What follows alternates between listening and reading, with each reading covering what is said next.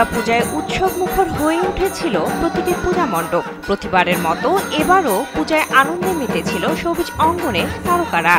দুর্গোৎসবের সেই আনন্দ ছুঁয়ে গেছে ঢাকায় ছবির নায়িকা পূজা চেরিকেও। ঢাকের তালে নাচ করে ও সিঁদুর খেলায় অংশ নিয়ে মাতিয়েছেন পুরো পূজা মণ্ডপ। শুধু তাই নয়, এদিন নিজের বিয়ে নিয়েও মুখ খুললেন এই সুন্দরী।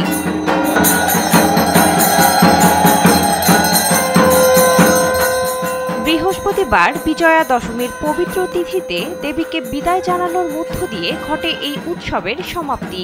এদিন সিঁদুর খেলায় অংশ নেন পূজা চেরি। পূজা মণ্ডপে সাংবাদিকদের সঙ্গে কথা বলেন তিনি। এ সময় জানতে চাওয়া হয় বিজয়া দশমীর দিনে দেবী দুর্গার কাছে কি চাইলেন তিনি।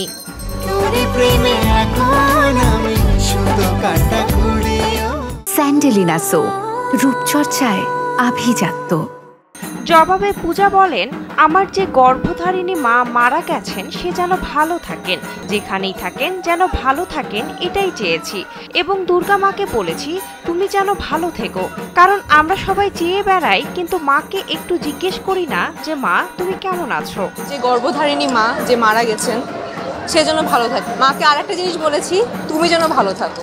মাঝে শাকিব খানের সঙ্গে প্রেমের গুঞ্জন উঠেছিল পূজার। সে সময়গুলি সিনেমায় জুটি বেঁধেছিলেন তারা। এক পর্যায়ে সেই গুঞ্জন থেমে যায়। তবে ব্যক্তিগত জীবনে পূজা চেরি এখনো একা। ফলে তার বিয়ে নিয়ে ভক্ত অনুরাগীদের আগ্রহের শেষ নেই। বিয়ে নিয়ে প্রশ্ন করা হলে এই অভিনেত্রী বলেন, এখানে একজন সিঁদুর আমার গালে লাগিয়ে দিচ্ছিল, আর তখন তারা বলল প্রার্থনা করি আগামীবার যেন দাদা সহ মণ্ডপে আসতে পারো। এ কথা বলে একটু হাসি মুখে পূজা বলেন, দেখা যাক কি হয়, চিন্তার বিষয় চিন্তা করে দেখি।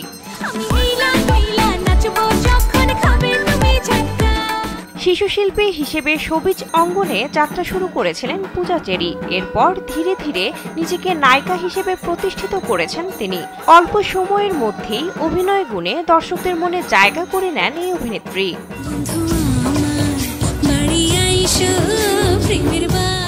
বিনোদন ডেস্ক, কালবেলা।